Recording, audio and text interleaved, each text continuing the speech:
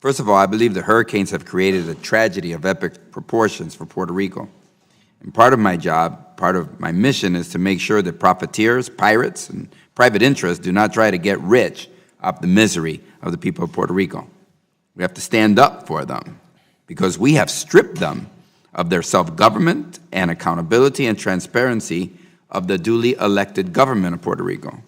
Governor, you and I haven't always agreed, but you were elected by the people of Puerto Rico. Your responsibility is to the people of Puerto Rico, and you're accountable to them. I've always opposed PROMESA, and now I oppose using the hurricane as an excuse to give the control board even more additional powers. Now, with the focus on Puerto Rico's grid, advocates for the proposed Arecibo incinerator are coming out of the woodwork, trying again to get the incinerator up and running and fill their pockets with cash. It sounds like Energy Answers and the current control board are trying to get rich from the disaster on the island. Now, I have some questions for you, Governor. Are you aware of the control board's efforts to pave the way unilaterally to approve the incinerator in Arecibo? No, sir, I'm not aware of them. Do you support the fast-tracking of permits and waiving of NEPA laws in order to build the incinerator? Particularly for the incinerator itself? No, sir, we need to evaluate what the affecting results on the environment will be.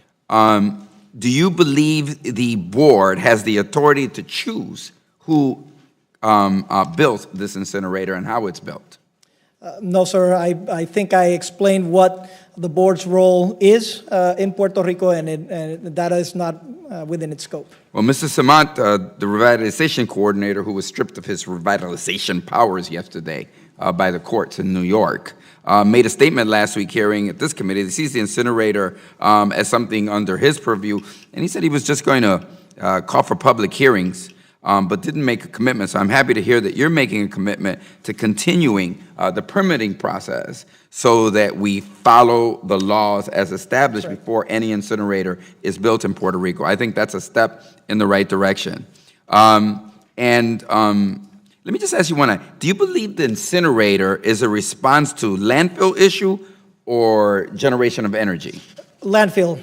It's mostly, if you look at the energy production that it would have, it's relatively small compared to the waste needs in Puerto Rico. Yeah, I agree with you, Governor.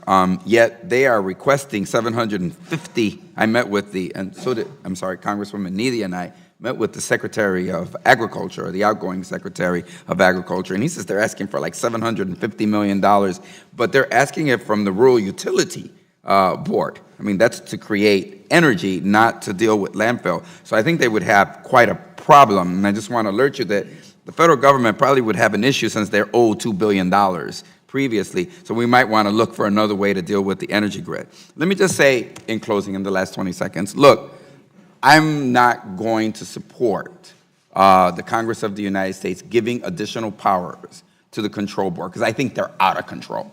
And I think they are not accountable to anybody, and they are not transparent. And I would just like to say to the chairman, I only wish, Mr. Chairman, your time's that expired. they would be as transparent as we are as members of Congress are Mr. Whitman, in terms of the using of our funds.